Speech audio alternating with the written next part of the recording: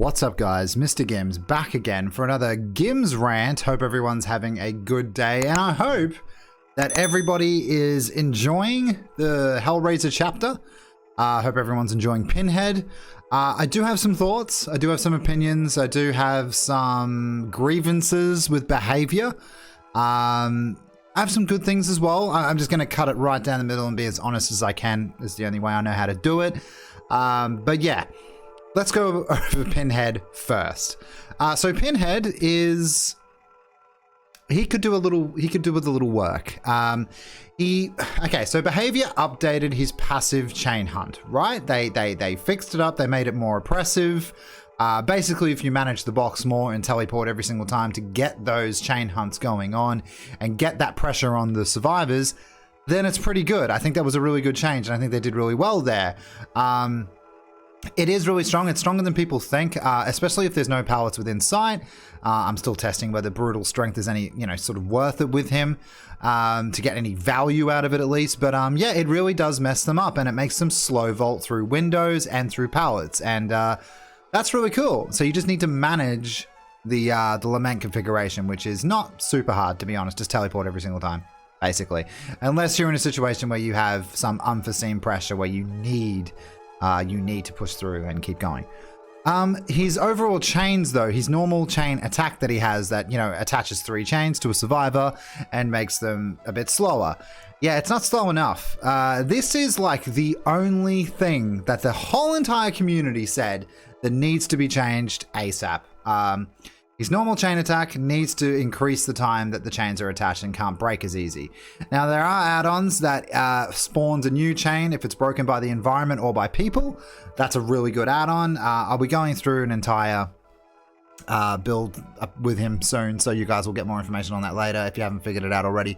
However, it's just not enough. If you face cream of the crop, grade 1, survivor friends groups, then you're pretty much finished. I don't really see where he can be super oppressive. But I mentioned this on stream. I mentioned this a couple of times that he's like Clown, but weaker. And that's horrible. We already have the free option to play a killer that's like him, albeit he doesn't have a teleport, but to slow people around a loop more effectively, more or less, Clown already does that job. And that's a real shame, man. That's a real shame. You do get some great opportunities and great, you get some good shots and then you feel really good about it because you managed to get to them before the loop's out and they're really good moments, but they're few and far between, I find, with Pinhead. But when it does happen, it's super fun. Like, it's really fun, you know what I mean? So that's the one thing I'll say about that is the chains just need to be increased by maybe like, I don't know, man, maybe another second or something like that with an add-on. I don't know. I don't know. I'm still testing myself, but overall, that's my thoughts and opinions on his power. Animations, look, the Chatterer skin, I can't believe we got the Chatterer already. Really good, really good. I really enjoy all that aspect to him. Yeah, he can be fun. There's fun to be had. He's just not super oppressive. I mean, there are games like this one I'm showing on screen where the survivors just make mistake after mistake after mistake. Yeah, that's, you can't depend on teams to make mistakes like this all the time. If you're facing cream of the crop, you're not going to have the same opportunities. And this game definitely is not made for the top skill cap. That's 100%. I mean, Behavior even said it. If you read between the lines on the last update, they even said that, oh yeah, it's lonely at the top. They know that there's not so many people at the top that just, absolutely kick ass in this game. So it's a shame because we're not really spoken for. Couple of cringe factors I want to bring to attention, especially their Twitter this afternoon. So this DLC came with a slew of bugs, issues, all the things that you come to expect from Behavior.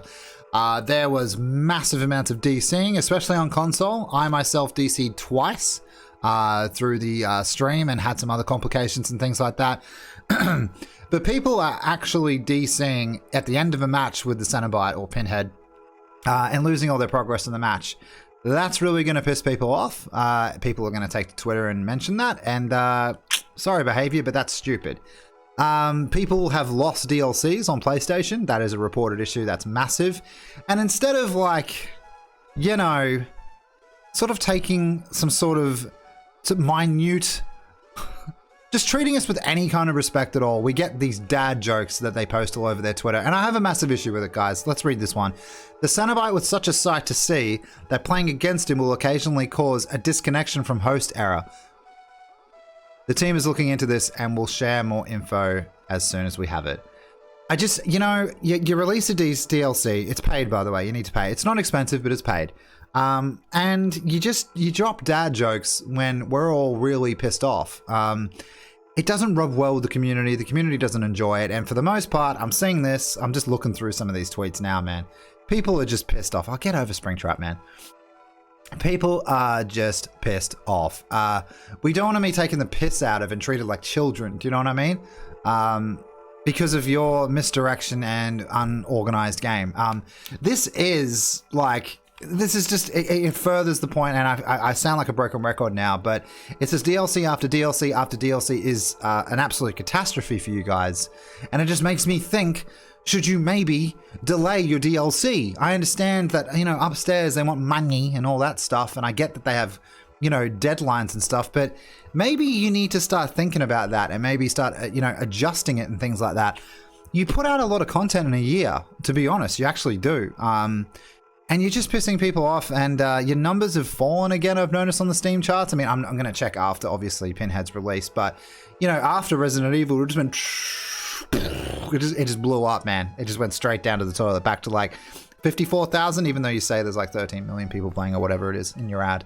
But anyway, yeah, I don't think people really appreciate this kind of humor.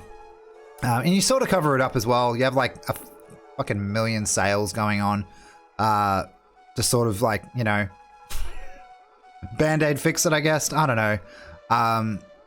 And then we got this one. Looks like these breakouts are more serious than we thought. The RPD map is temporarily disabled while we set up stricter lockdown measures. Like, why would you release it if there's going to be further issues? I just don't get it. You have the time. You have the PTB.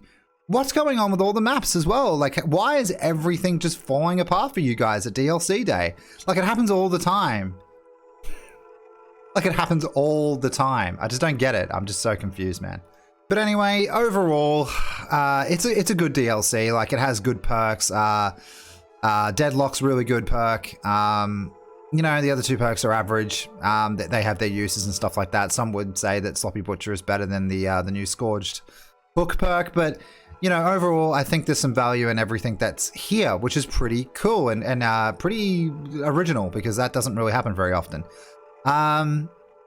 There's not much else to say. Fun to be had, but he needs some changes. The community gave a recommendation and they completely blatantly ignored it, because I guess they know what's best. And again, I've talked about this before as well. Like, I know, obviously you don't listen to the community about everything. That's obvious. You wouldn't do that. You know what I mean?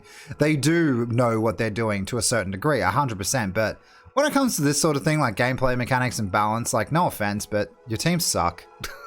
I don't know how else to say it. Is that all right to say?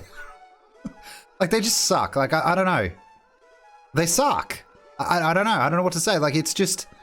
You keep going around these circles and the community keeps giving you these better suggestions. And I'm talking about, like, the widely accepted claims as well. I'm not talking about, like, little itty bitties here and there and stuff like that people will recommend. But the main one was chains need to last longer. You guys ignored the chains lasting longer. And now Pinhead's like a C tier. Possibly. I need more testing. But yeah. That's my opinions, guys. That's Pinhead, and that's all the problems that come with him. I do like the changes with Lament configuration, but we'll see. You know what I mean? He's yeah, rank 1, he's getting his ass kicked, so I don't know. I don't know what to say. Yeah, it's just one of those again. I don't know if we can expect any more from this company anymore. But anyway, guys, that's GimmsRant. Hope you guys did enjoy. Hope you learned something, and I'll see you guys for further testing for skill-based matchmaking tomorrow. It's going to be awesome. I can't wait. Oh my god. It's going to be awesome. I'm so excited. All right, guys. See you later.